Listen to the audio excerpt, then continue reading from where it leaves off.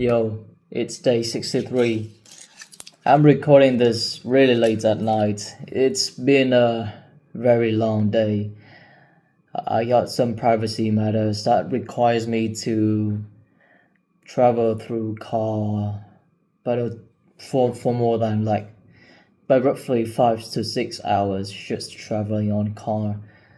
And I'm also working. An elder brother, yeah, gave me a full old box of drone stuff, and he kind of sponsored me to make my own drone project. So I'm kind of tinkering around and sorting through all of the old parts. Here's a pretty neat drone frame that I'm currently planning to do a 3D model of, basically CAD. I'm gonna talk about that later when I'm finished with my drone.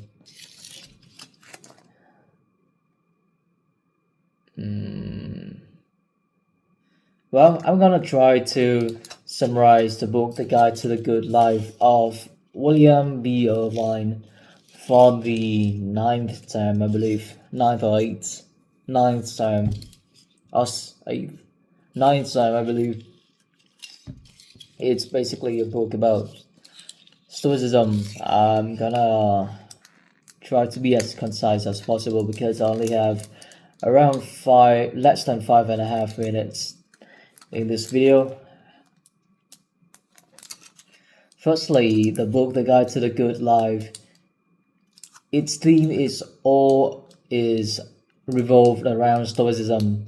Stoicism was a philosophy of life created for more than 2,000 years ago. If you're wondering what a philosophy of life means, then it's basically a type of thinking, a kind of perspective to help us identify what goals we want to have in our life, what's the meaning of our life, how should we deal with and interact with the external environments, and how should we deal with other peoples. Also, how should we deal with ourselves, our internal emotions, and the various other thoughts that we have during the day.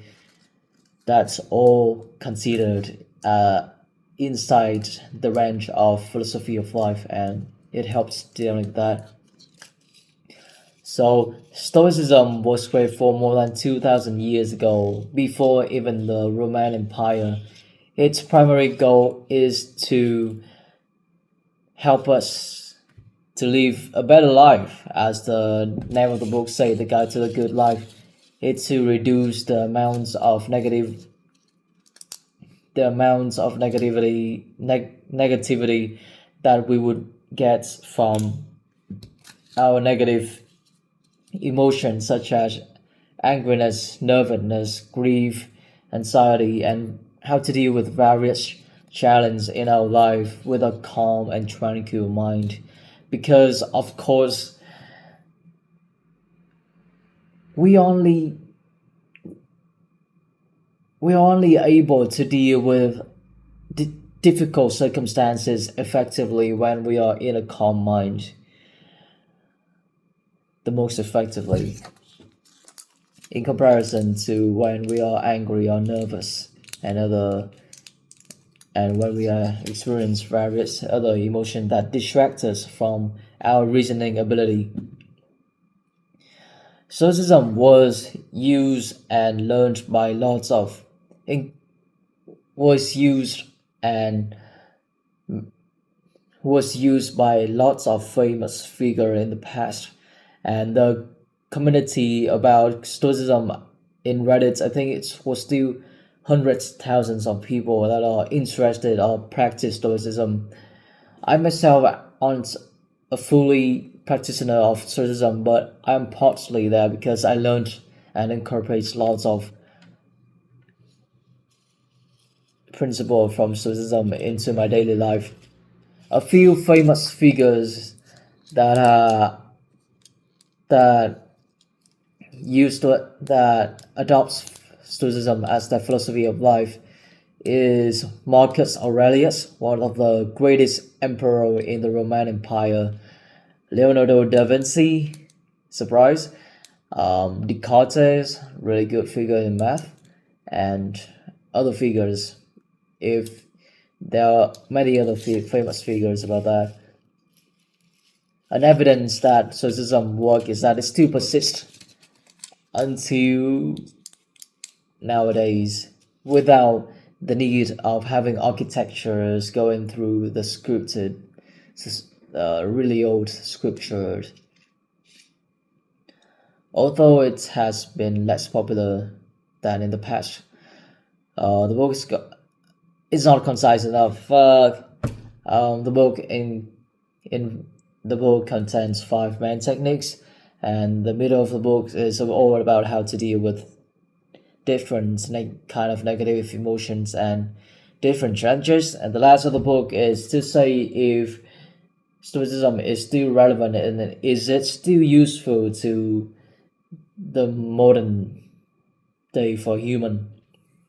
So basically talked the middle and the last of the book on the in the first part of this video already.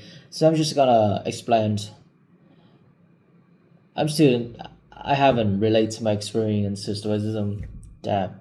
Whatever. I'm gonna talk about the 5 main technique of Stoicism. The first one is negative visualization. It's basically to visualize situation when we don't possess things that we currently have. It's a great way to be more gratitude of and more appreciative of the beauty of life. The second thing is the economy of control. It's about the less control we have over something, the less we should be worried and anxious about them. The less we should care about them. We instead should only care about the things that we have lots of control over, like our efforts, the values that we set for ourselves, and the goals, the goals that we set for ourselves. The third one is about fatalism. It's about applying the second principle, the economy of control, to our past. It's basically the main concept is that we can't really influence our past, and nothing in the past can be changed. So we better just learn from our past mistakes and improve in the future instead of letting our past drag our future.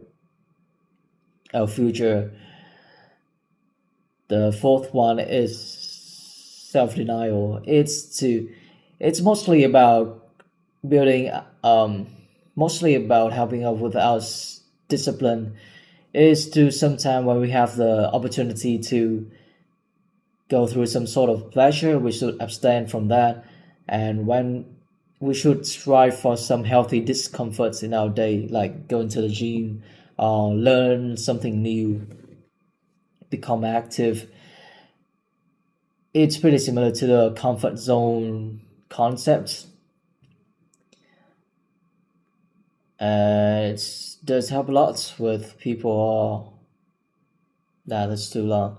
The fifth one is meditation. The fifth technique is all about reflection to see if we have successfully applied all of these 4 techniques in our day. And one of the greatest emperor in the Roman Empire, Marcus Aurelius, do around 15 to 30 minutes of meditation. I'm not really sure about this part though, but he did that every single day to help him regulate his emotions and improve his applications of Stoicism technique into his daily life.